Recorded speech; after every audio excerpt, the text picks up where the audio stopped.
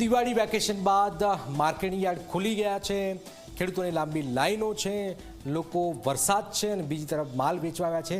શું સ્થિતિ સર્જાઈ છે, આવો જોઈએ, જાણીએ, સમજીએ.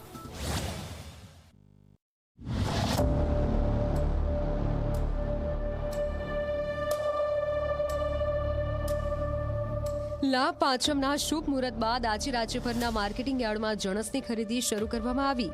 વેપારીઓએ શુભ મુહૂર્તમાં મગફળી, કપાસ, સોયાબીન સહિતની જણસની ખરીદી કરી નવા વર્ષનો વેપાર શરૂ કર્યો. લાભ પાંચમના દિવસે રવિવાર હોવાથી આજે સોમવારના દિવસે રાબેતા મુજબ હરાજી અને ઓફિસમાં કામકાજ શરૂ થયું હતું.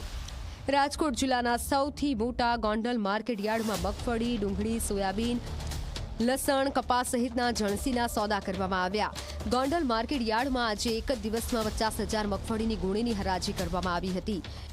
ગોંડલ માર્કેટ યાર્ડમાં મગફળીનો 20 કિલોનો ભાવ ₹900 થી ₹1221 બોલાયો હતો, તો સોયાબીનના 20 કિલોનો ભાવ ₹800 થી ₹880 બોલાયો હતો.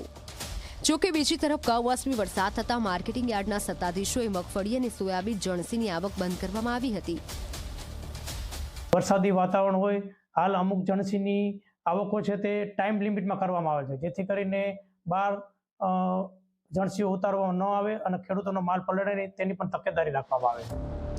રાજકોટ માર્કેટિંગ યાર્ડમાં આજે મુહૂર્તના સોદામાં ખેડૂતોને નુકસાન વેઠવાનો વારો આવ્યો, કેમ કે રાજ્ય સરકારે ટેકાના ભાવે મગફળીનો ભાવ ₹1,452 જાહેર કર્યો છે, પરંતુ માર્કેટિંગ યાર્ડમાં મગફળી ₹900 થી ₹1,150 ભાવે હરાજી બોલવામાં આવી હતી, જેના કારણે મગફળી વેચવા આવેલા ખેડૂતોને નુકસાન વેઠવું પડ્યું. આમ જોવા જાય તો સરકારશ્રીએ જે નક્કી કરેલા ટેકાના ભાવ એ યોગ્ય કહેવાય. બાકી તો આમાં જે વેપારીની જે ડિમાન્ડ હોય, બરાબર, અને જાહેર માર્કેટમાં તો એમને જે પરવડતું હોય તો એ ભાવે લઈએ, પણ અમારે ખેડૂતને માટે અમારે આમ જોઈ તો ₹500નો ફરક માંડવીમાં કહેવાય. ₹1,000 થી ₹1,051 સુધીમાં સુપર ક્વોલિટી મગફળી જેવી વેચાઈ છે, તો અમારા માટે એક દુઃખની લાગણી કહેવાય. અને આ ભાવને આ ખર્ચા વગેરે થતા થોડુંક અમારા માટે ઝાઝુ હેરાન થવાનું વ્યવસ્થા છે. આ તરફ જામનગર જિલ્લાના હાપા માર્કેટિંગ યાર્ડમાં પણ વિવિધ જણસીની ખરીદી કરવામાં આવી હતી. 7 દિવસની લાંબી રજા બાદ આજે માર્કેટ યાર્ડમાં આશરે 300 જેટલા વાહનો સાથે ખેડૂતો પોતાની જણસી વેચવા માટે આવ્યા હતા. ખેડૂતોને રવિ પાકની વાવણી માટે રૂપિયાની જરૂર હોવાથી ખેડૂતોએ પોતાની જણસી વેચી હતી. આ તરફ બોટાદ માર્કેટિંગ યાર્ડમાં વરસતા વરસાદમાં ખેડૂતો પોતાની જણસ વેચવા માટે મજબૂર બન્યા હતા. બોટાદ માર્કેટિંગ યાર્ડમાં કપાસની આવક વધુ પ્રમાણમાં જોવા મળી.